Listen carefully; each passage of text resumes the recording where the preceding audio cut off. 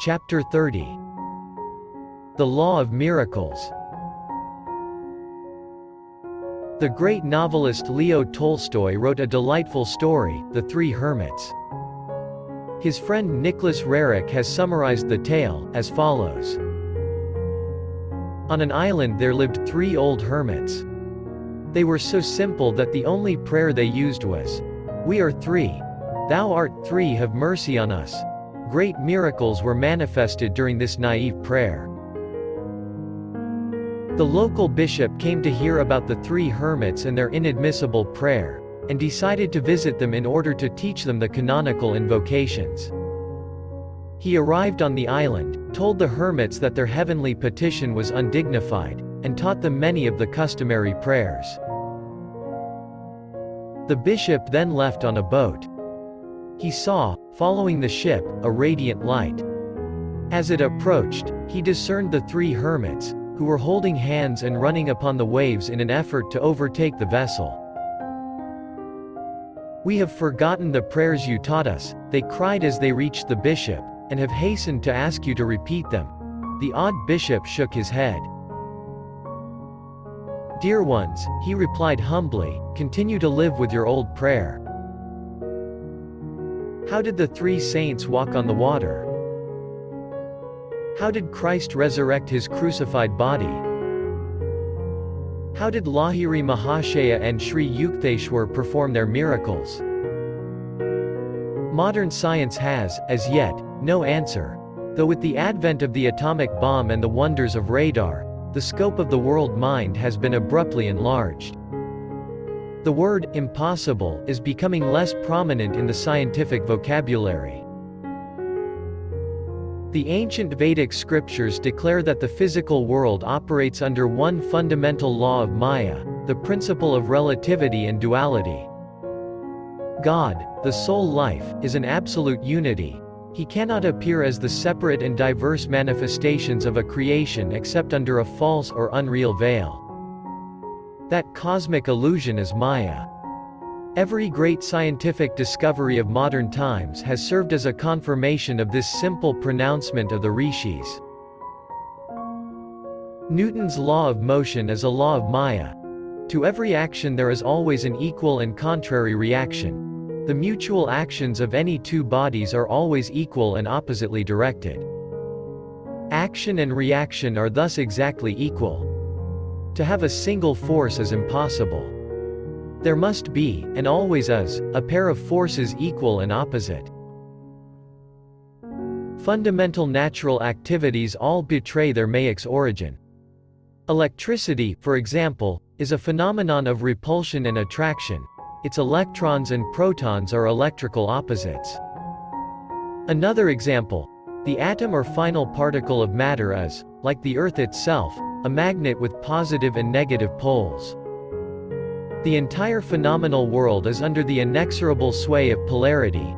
No law of physics, chemistry, or any other science is ever found free from inherent opposite or contrasted principles.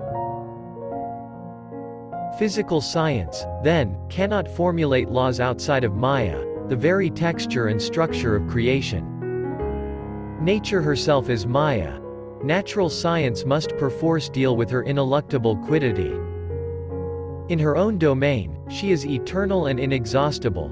Future scientists can do no more than probe one aspect after another of her varied infinitude.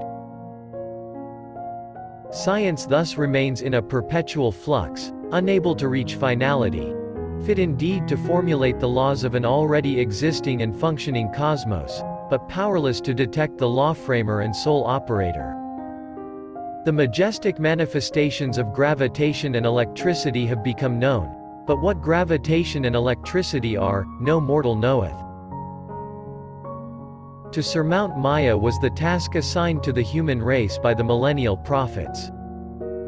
To rise above the duality of creation and perceive the unity of the Creator was conceived of as man's highest goal. Those who cling to the cosmic illusion must accept its essential law of polarity.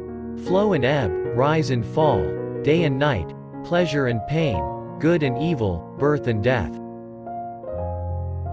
This cyclic pattern assumes a certain anguishing monotony, After man has gone through a few thousand human births, he begins to cast a hopeful eye beyond the compulsions of Maya. To tear the veil of Maya is to pierce the secret of creation. The yogi who thus denudes the universe is the only true monotheist. All others are worshipping heathen images. So long as man remains subject to the dualistic delusions of nature, the Janus-faced Maya is his goddess, he cannot know the one true God. The world illusion, Maya, is individually called avidya, literally, not knowledge, ignorance, delusion. Maya or avidya can never be destroyed through intellectual conviction or analysis, but solely through attaining the interior state of nirvikalpa samadhi. The Old Testament prophets, and seers of all lands and ages, spoke from that state of consciousness. Ezekiel says, 43:1-2. Afterwards he brought me to the gate, even the gate that looketh toward the east. And, behold, the glory of the God of Israel came from the way of the east. And his voice was like a noise of many waters, and the earth shined with his glory. Through the divine eye in the forehead, east, the yogi sails his consciousness into omnipresence, hearing the word or Om, divine sound of many waters or vibrations, which is the sole reality of creation. Among the trillion mysteries of the cosmos, the most phenomenal is light. Unlike sound waves, whose transmission requires air or other material media, light waves pass freely through the vacuum of interstellar space. Even the hypothetical ether, held as the interplanetary medium of light in the undulatory theory, can be discarded on the Einsteinian grounds that the geometrical properties of space render the theory of ether unnecessary. Under either hypothesis, light remains the most subtle, the freest from material dependence, of any natural manifestation. In the gigantic conceptions of Einstein, the velocity of light minus 186,000 miles per second dominates the whole theory of relativity. He proves mathematically that the velocity of light is, so far as man's finite mind is concerned, the only constant in a universe of unstable flux. On the sole absolute of light velocity depend all human standards of time and space. Not abstractly eternal as hitherto considered, time and space are relative and finite factors, deriving their measurement validity only in reference to the yardstick of light velocity. In joining space as a dimensional relativity, time has surrendered age-old claims to a changeless value. Time is now stripped to its rightful nature, a simple essence of ambiguity. With a few equational strokes of his pen, Einstein has banished from the cosmos every fixed reality except that of light. In a later development, his unified field theory, the great physicist embodies in one mathematical formula the laws of gravitation and of electromagnetism. Reducing the cosmical structure to variations on a single law, Einstein reaches across the ages to the rishis who proclaimed a sole texture of creation, that of a protean Maya. On the epical theory of relativity have arisen the mathematical possibilities of exploring the ultimate atom. Great scientists are now boldly asserting not only that the atom is energy rather than matter, but that atomic energy is essentially mind stuff. The frank realization that physical science is concerned with a world of shadows is one of the most significant advances, Sir Arthur Stanley Eddington writes in The Nature of the Physical World. In the world of physics we watch a shadowgraph performance of the drama of familiar life. The shadow of my elbow rests on the shadow table as the shadow ink flows over the shadow paper. It is all symbolic, and as a symbol the physicist leaves it.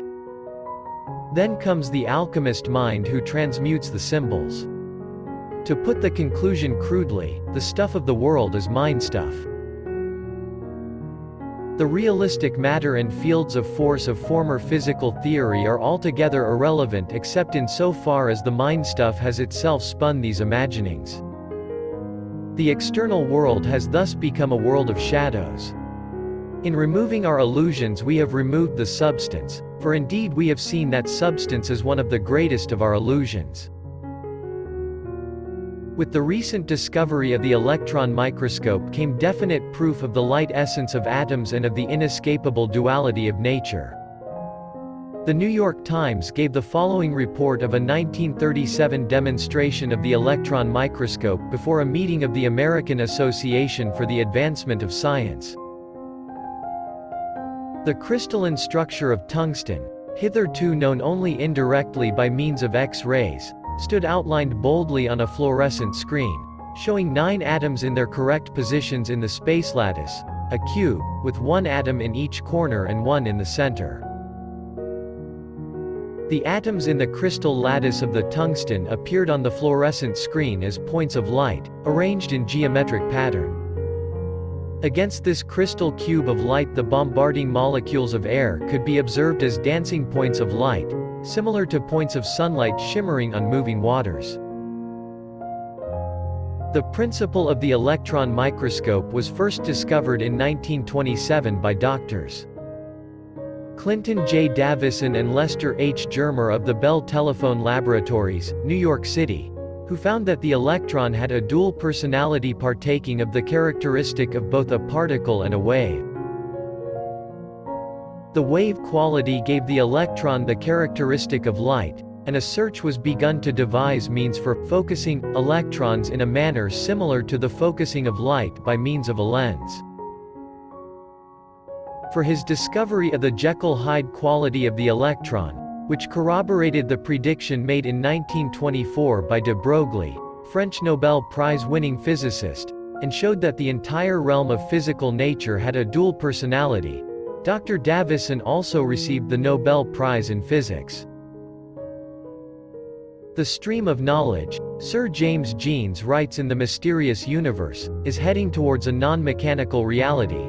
The universe begins to look more like a great thought than like a great machine. 20th century science is thus sounding like a page from the Hoary Vedas. From science, then, if it must be so, let man learn the philosophic truth that there is no material universe. Its warp and woof is Maya, illusion. Its mirages of reality all break down under analysis. As one by one the reassuring props of a physical cosmos crash beneath him, man dimly perceives his idolatrous reliance, his past transgression of the divine command, "Thou shalt have no other gods before me." In his famous equation outlining the equivalence of mass and energy, Einstein proved that the energy in any particle of matter is equal to its mass or weight multiplied by the square of the velocity of light. The release of the atomic energies is brought about through the annihilation of the material particles. The death of matter has been the birth of an atomic age. Light velocity is a mathematical standard or constant not because there is an absolute value in 186,000 miles a second, but because no material body, whose mass increases with its velocity, can ever attain the velocity of light. Stated another way, only a material body whose mass is infinite could equal the velocity of light. This conception brings us to the law of miracles. The masters who are able to materialize and dematerialize their bodies or any other object, and to move with the velocity of light, and to utilize the creative light rays in bringing into instant visibility any physical manifestation, have fulfilled the necessary Einsteinian condition. Their mass is infinite. The consciousness of a perfected yogi is effortlessly identified, not with a narrow body, but with the universal structure. Gravitation, whether the force of Newton or the Einsteinian manifestation of inertia, is powerless to compel a master to exhibit the property of weight, which is the distinguishing gravitational condition of all material objects. He who knows himself as the omnipresent spirit is subject no longer to the rigidities of a body in time and space. Their imprisoning rings pass not, have yielded to the solvent. I am he. Fiat lux. And there was light. God's first command to his ordered creation, Genesis chapter 1 verse 3, brought into being the only atomic reality, light. On the beams of this immaterial medium occur all divine manifestations. Devotees of every age testify to the appearance of God as flame and light. The King of kings and Lord of lords, who only hath immortality, dwelling in the light which no man can approach unto. A yogi who through perfect meditation has merged his consciousness with the Creator perceives the cosmical essence as light. To him there is no difference between the light rays composing water and the light rays composing land. Free from matter consciousness, free from the three dimensions of space and the fourth dimension of time, a master transfers his body of light with equal ease over the light rays of earth, water, fire, or air. Long concentration on the liberating spiritual eye has enabled the yogi to destroy all delusions concerning matter and its gravitational weight. Thenceforth he sees the universe as an essentially undifferentiated mass of light. Optical images, Dr. L. T. Troland of Harvard tells us, are built up on the same principle as the ordinary, half-tone, engravings. That is, they are made up of minute dottings or strippings far too small to be detected by the eye. The sensitiveness of the retina is so great that a visual sensation can be produced by relatively few quanta of the right kind of light. Through a master's divine knowledge of light phenomena, he can instantly project into perceptible manifestation the ubiquitous light atoms.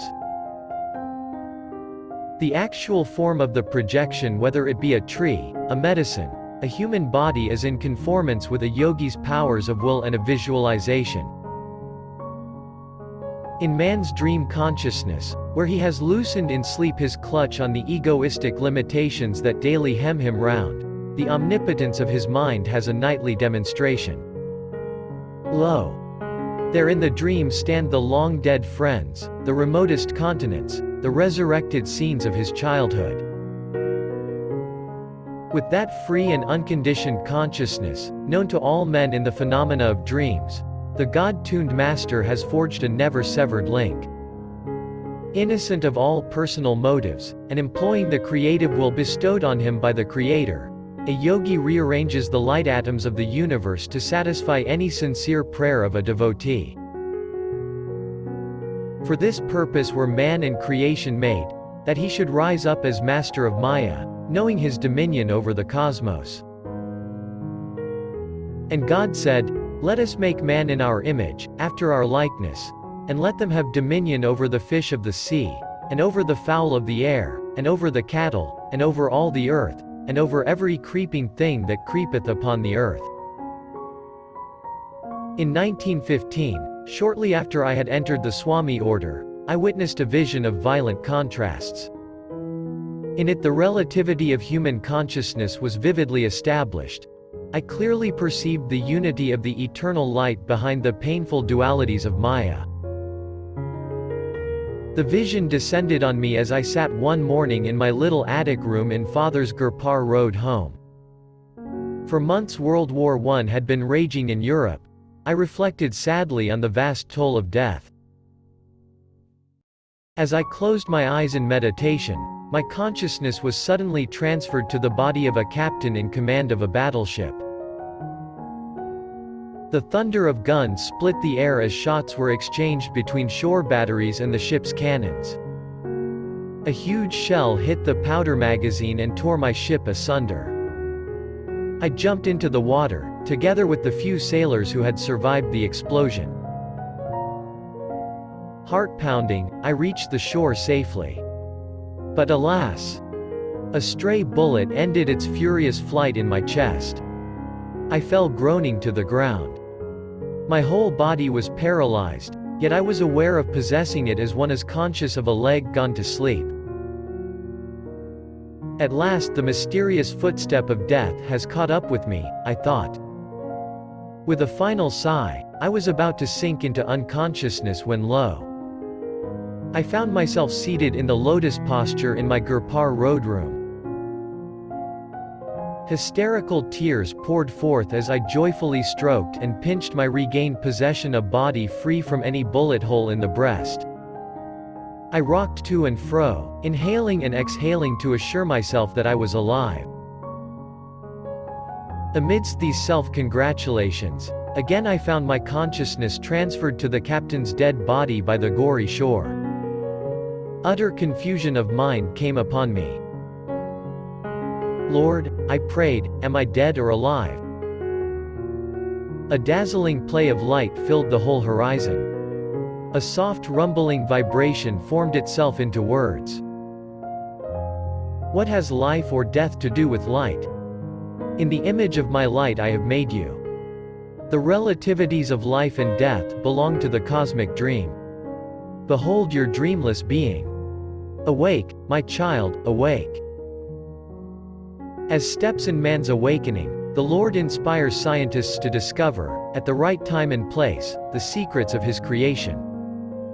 Many modern discoveries help men to apprehend the cosmos as a varied expression of one power light, guided by divine intelligence. The wonders of the motion picture, of radio, of television, of radar, of the photoelectric cell, the all-seeing, electric eye, of atomic energies, are all based on the electromagnetic phenomenon of light. The motion picture art can portray any miracle. From the impressive visual standpoint, no marvel is barred to trick photography. A man's transparent astral body can be seen rising from his gross physical form. He can walk on the water, resurrect the dead, reverse the natural sequence of developments, and play havoc with time and space. Assembling the light images as he pleases, the photographer achieves optical wonders which a true master produces with actual light rays. The lifelike images of the motion picture illustrate many truths concerning creation. The cosmic director has written his own plays, and assembled the tremendous casts for the pageant of the centuries. From the dark booth of eternity, he pours his creative beam through the films of successive ages, and the pictures are thrown on the screen of space. Just as the motion picture images appear to be real, but are only combinations of light and shade, so is the universal variety a delusive seeming. The planetary spheres, with their countless forms of life, are not but figures in a cosmic motion picture, temporarily true to five-sense perceptions as the scenes are cast on the screen of man's consciousness by the infinite creative beam. A cinema audience can look up and see that all screen images are appearing through the instrumentality of one imageless beam of light. The colorful universal drama is similarly issuing from the single white light of a cosmic source. With inconceivable ingenuity, God is staging an entertainment for His human children, making them actors as well as audience in His planetary theater.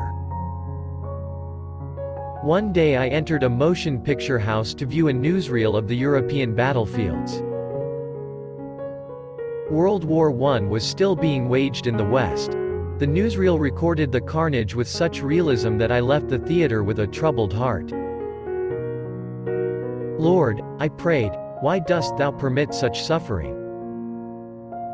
To my intense surprise, an instant answer came in the form of a vision of the actual European battlefields. The horror of the struggle, filled with the dead and dying, far surpassed in ferocity any representation of the newsreel. Look intently. A gentle voice spoke to my inner consciousness. You will see that these scenes now being enacted in France are nothing but a play of chiaroscuro.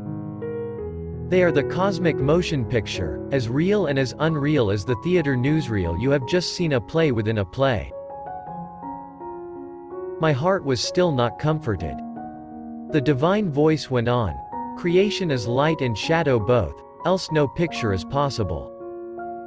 The good and evil of Maya must ever alternate in supremacy. If joy were ceaseless here in this world, would man ever seek another? Without suffering he scarcely cares to recall that he has forsaken his eternal home. Pain is a prod to remembrance. The way of escape is through wisdom. The tragedy of death is unreal. Those who shudder at it are like an ignorant actor who dies of fright on the stage when nothing more is fired at him than a blank cartridge. My sons are the children of light, they will not sleep forever in delusion. Although I had read scriptural accounts of Maya, they had not given me the deep insight that came with the personal visions and their accompanying words of consolation. One's values are profoundly changed when he is finally convinced that creation is only a vast motion picture, and that not in it, but beyond it, lies his own reality. As I finished writing this chapter, I sat on my bed in the lotus posture. My room was dimly lit by 2 shaded lamps. Lifting my gaze, I noticed that the ceiling was dotted with small mustard-colored lights, scintillating and quivering with a radium-like luster. Myriads of penciled rays, like sheets of rain, gathered into a transparent shaft and poured silently upon me. At once my physical body lost its grossness and became metamorphosed into astral texture. I felt a floating sensation as, barely touching the bed, the weightless body shifted slightly and alternately to left and right. I looked around the room. The furniture and walls were as usual, but the little mass of light had so multiplied that the ceiling was invisible. I was wonder-struck. This is the cosmic motion picture mechanism. A voice spoke as though from within the light. Shedding its beam on the white screen of your bed sheets, it is producing the picture of your body.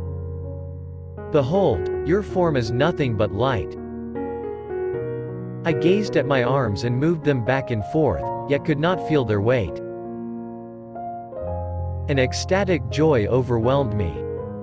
This cosmic stem of light, blossoming as my body, seemed a divine replica of the light beam streaming out of the projection booth in a cinema house and manifesting as pictures on the screen. For a long time I experienced this motion picture of my body in the dimly lighted theater of my own bedroom. Despite the many visions I have had, none was ever more singular. As my illusion of a solid body was completely dissipated, and my realization deepened that the essence of all objects is light, I looked up to the throbbing stream of lifetrons and spoke entreatingly. Divine light, please withdraw this, my humble bodily picture, into thyself, even as Elijah was drawn up to heaven by a flame. This prayer was evidently startling. The beam disappeared. My body resumed its normal weight and sank on the bed. The swarm of dazzling ceiling lights flickered and vanished.